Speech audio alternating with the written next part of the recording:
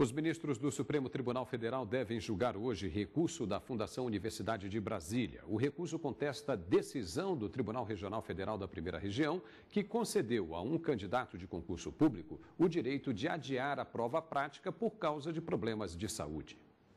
O TRF da Primeira Região confirmou sentença da Justiça Federal de primeiro grau em favor do concursando, que requereu a remarcação de prova de aptidão física do concurso para a Polícia Federal por causa de problema de saúde temporário. Segundo a Justiça Federal, ao não considerar problemas psicológicos e fisiológicos temporários dos candidatos, estaria ferindo o princípio da isonomia, porque não teriam as mesmas condições de concorrência com os demais candidatos. Ele tinha um atestado médico idôneo, com exames que foram consistentes e que foram comprovados no judiciário, que impediam que ele, naquela data, fizesse a prova. Após o término da licença médica, foi marcada a prova, ele fez a prova e ele passou como passaria se estivesse bem na data marcada. O caso teve repercussão geral reconhecida pelos ministros do Supremo devido aos inúmeros casos que se repetem no país. Segundo o relator, ministro Gilmar Mendes, essa é uma questão que deve ser enfrentada com base na isonomia e de outros princípios que regem a atuação da administração pública.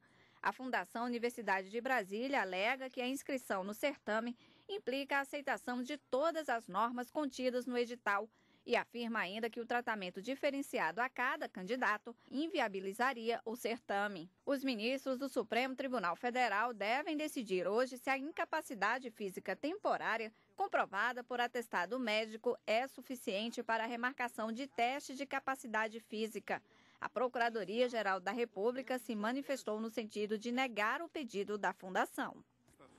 E aqui conosco a consultora jurídica da TV Justiça, Gisele Reis. Muito boa tarde, Gisele. Boa tarde. Nesse caso, existe ou não o direito à remarcação do teste de aptidão física? Paulo, essa é a grande questão que os ministros vão decidir. O Tribunal Regional Federal da Primeira Região, situado aqui no Distrito Federal, ele entendeu que existe sim o direito ao candidato, até porque comprovado por meio de atestado médico a impossibilidade de participar daquela prova, então concedeu o direito dele se submeter a uma prova numa data posterior.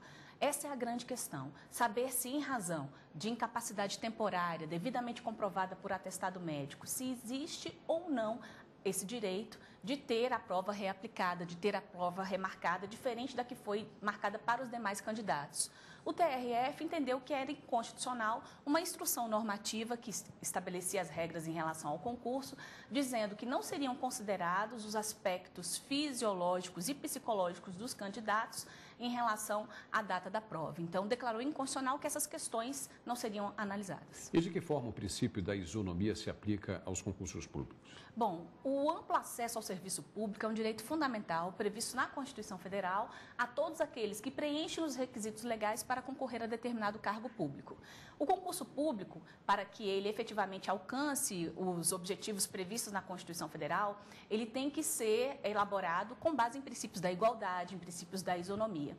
E de que forma esse princípio é aplicado? Ele visa, na verdade, que determinados tratamentos de privilégios não sejam concedidos em razão de determinados candidatos.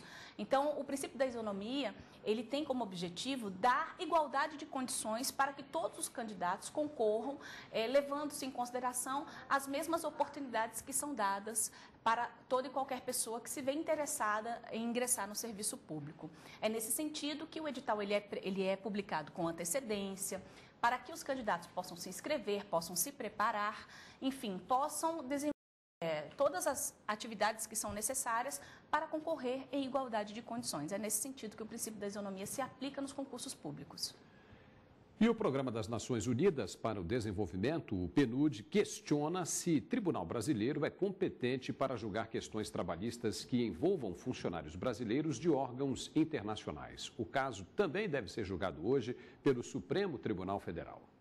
O Tribunal Superior do Trabalho negou o pedido do Programa das Nações Unidas, o PNUD, em uma ação rescisória e entendeu que a Justiça Trabalhista é competente para processar e julgar demandas de trabalhadores que envolvem organismos internacionais. Esta professora de Direito Internacional da UNB explica que a imunidade jurisdicional está relacionada a sujeitar organismos internacionais a decisões da justiça de um país. A imunidade de jurisdição é relativa. Isso quer dizer que isso não impede que as pessoas que prestaram serviços a esses organismos internacionais não possam demandar perante tribunais nacionais. Por exemplo, se você tem uma pessoa que é empregado para exercer atividades de copeira ou de telefonista no organismo internacional. Essa não é uma atividade fim.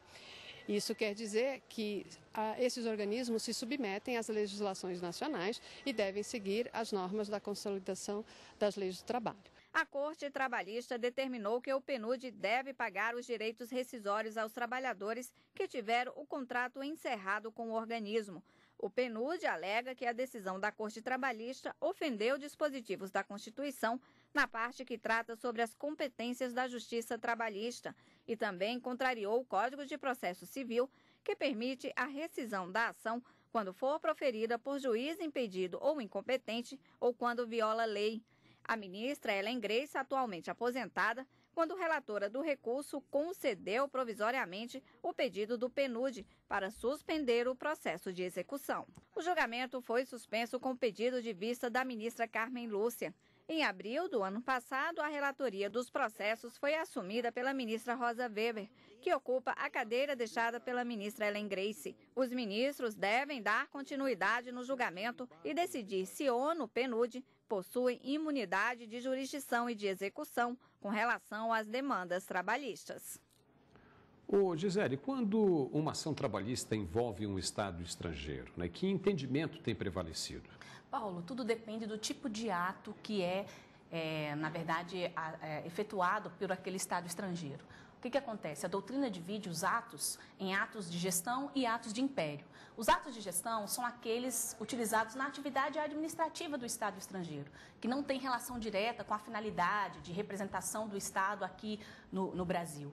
Então, quando se trata de atos de gestão, esses atos que estão mais ligados ao ramo do direito privado, são atos comerciais, atos ligados ao direito civil. Aí, nessas situações, se aplicariam as normas do direito interno. Quando se está diante de atos de império, que são aqueles atos de representação do Estado estrangeiro, ele na atuação de sua soberania estatal, com atividades intimamente relacionadas a atividades consulares e diplomáticas, aí neste caso eles estariam abarcados pela imunidade absoluta, pela imunidade de jurisdição e de execução. Então tudo vai depender do tipo de ato que é executado pelo Estado estrangeiro. Já em relação aos organismos internacionais, não se aplica o mesmo entendimento, mas é possível que exista aí algum contrato, alguma convenção coletiva, e aí tem que ser verificado.